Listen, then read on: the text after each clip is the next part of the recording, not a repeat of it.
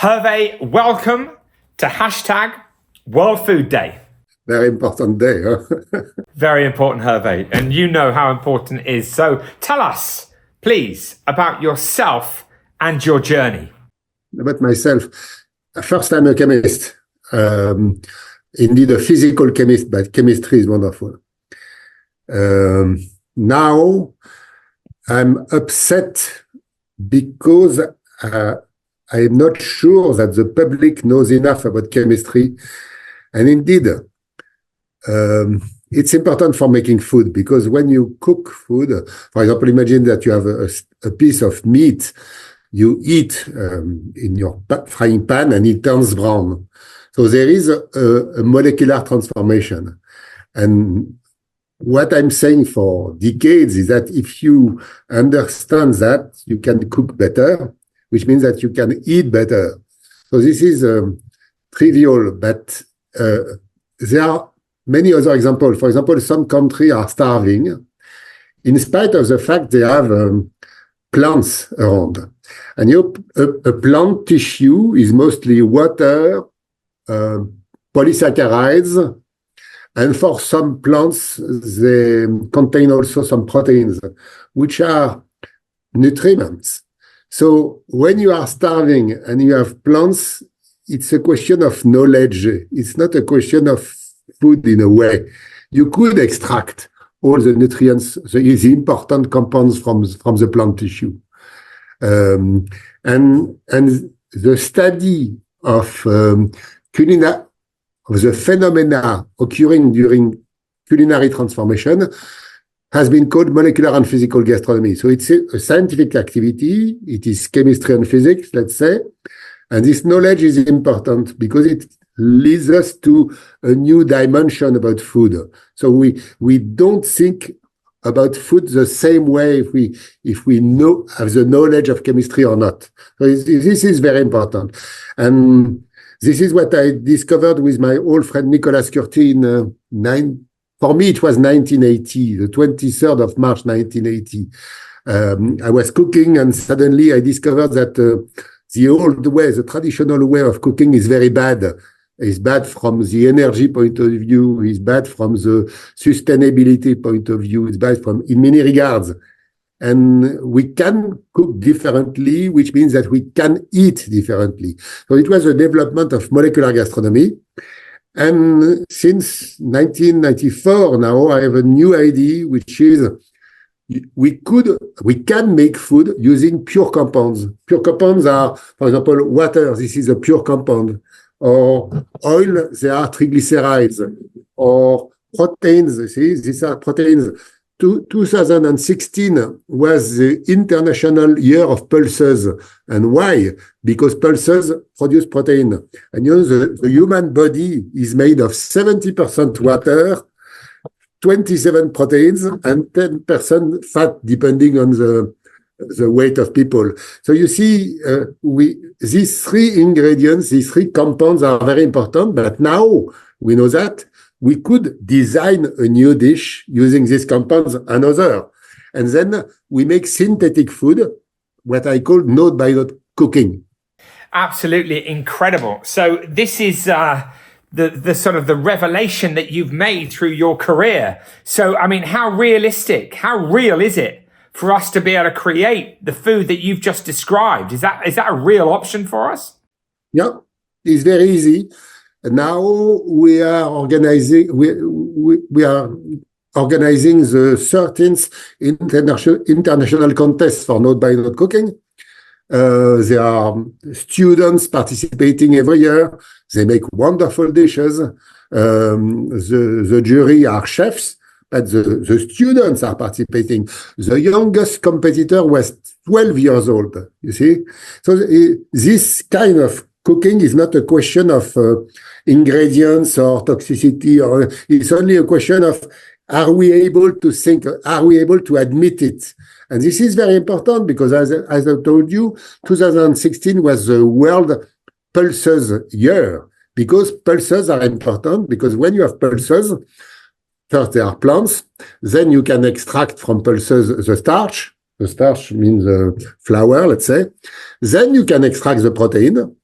And when you have a leftover, and this leftover, you give it to insects. And the insects transform cellulose into proteins, which means that you can extract again some protein. And then the whole chain is good for the planet. Amazing. Absolutely incredible, Herve, to hear all of these thoughts from you. Fascinating. Can you tell me what's concerning you and your organization most in relation to the food crisis that is unfolding? You know, in many of my lectures, when I describe node-by-node cooking, I'm showing the increase of the world population that would be 10.4 billion in 2050. I will be dead at that time. I think now more and more that energy is not the issue, it's not the main issue, because if we succeed making nuclear fusion or something, there will be plenty of energy. But the question of producing ingredients, food ingredients, is the most important thing. And indeed, among ingredients, proteins are the key, because we are made of 20% of protein. So we need to produce enough proteins for people. And this will be the big issue in 2050. Incredible. So protein and the amount of protein that's required when there are 10 billion people on the planet is, as far as you're concerned, the big issue. Yeah. Can I ask you, very importantly, why is World Food Day? Why is a day like this so important? I don't know well the World Food Day, by the way, because, my life is in chemistry, which means science. It's not in communication. So I'm interested in communication because it's my political idea and I need to be useful for the people. But indeed, my daily life should be in the lab. And in the lab, we make equations. We don't consider protein production. So I have two lives. One life at the basic one is in the lab, and then I'm going to communicate. When you want to communicate about food, the main issue is knowledge. And indeed, the World Food Day is one opportunity to distribute knowledge so that the people can think about food differently. So the public has to think about food differently because food will change. And the public needs to be ready to eat differently in the future. And I would say that if this idea is well transmitted, then we are preparing the future with more harmony between the population. And this is why the public cannot fear synthetic food. It cannot fear eating proteins, So very often when I'm making a lecture, I take 1 spoon of protein, 4 spoons of water, I mix them, I eat that in the microwave oven in 20 seconds, and I have the equivalent of a cooked egg white. So you see, and it is very simple, and children can do that. And indeed, it would be good if during this day, in all schools of the world, they would make the same experiment. There are many ideas that we should keep. And in France, for example, in 2000, the Minister of public education, for France is very important. So we have a population of 100 million people. So you have 20 million at school. And I introduced, by the way, what are called the flavor experimental workshops in all schools. And these workshops are activities that you can make very simply, and they show some new ideas. For example, one of the particular activities was how to make 1 cubic meter of whipped egg white from 1 egg. And it's very simple.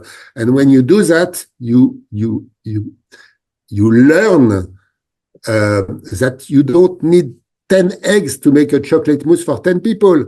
Indeed, you don't need even eggs. That if you have 1 egg, you can make 1 cubic meter of whipped egg white. Indeed, in practice, the world record that we had was more than 40 liters. After 2 hours whipping, we had 40 liters. So you see, it's very simple, but the fact is not making a big volume of foam. The most important idea behind is that the children at school understand that a foam means air bubble dispersed into water, and the proteins are around. And then what do you miss when you whip an egg white? Do you miss water? Or do you miss air? Or do you miss protein? No, you miss water. And if you add some more water, you get more foam. For example, you will make the experiment. You take an egg white, you whip, okay? There is some foam. And when the volume is not increasing any longer, you ask this question and you decide that water is missing. So, for example, you would pour some orange juice, because orange juice is water plus flavor, but it's water. And then you whip, and the volume is increasing, and you have a pure orange flavor with a foam. So you see, it's not traditional. It's a new way of cooking, and it is based on the idea that water is missing in order to include some more air bubbles. And proteins, for sure, are around the air bubble. So you see, this kind of knowledge, we are very fast now. But in primary school, we take 2 hours. Any teacher that can read or write, we give him the data, the sheet for the activity, and he or she can implement it in primary school. So it's very easy. And I would love that this kind of activity would be all over the world. It's performed in many countries already. For example, in the favela of Rio de Janeiro in Brazil, they implemented this kind of activity because it is very cheap. So you see, there are various different activities. If you have grass, you cut grass instead of dropping the cut grass, you can make experiments. There are funny experiments that are easy to make, and you understand something about plant tissues. You see, this is how the World Food Day could be even more important, implementing all these activities in schools. Incredible. I totally agree with you, Herve. And yet, definitely knowledge is being shared all over the world today, not just from this broadcast, but from other people utilizing the day to tell stories. And you've told us an amazing story. It's inspirational to talk to you. Your work is incredible. I've really enjoyed our time together, Herve. Can I just ask you one last thing before you go? If people who are watching would like to find out more about your incredible work, where do they go? What can they read? I'm publishing extensively in all directions, on Instagram, on Twitter, on everything. So I have many accounts, and it depends on the level, I would say. You know, we should not give the same information to primary schools, to teachers, to high school, to universities. So I made books for all these different publics. So you type online Herve This or Herve This for Chienza, and then you will find it very easily. So most of it is free. Of course, I publish books, but you know, the activities that I described are online and they are for free. So you can use them. Okay. Do use them. Okay. Well, I hope everybody does. I certainly will be. Thank you for your time today. Have the wonderful, day on World Food Day. And thank you so much. Take care. Let's share knowledge. I agree, Herve. Let's do that. Take care, mate. Bye-bye. Bye-bye.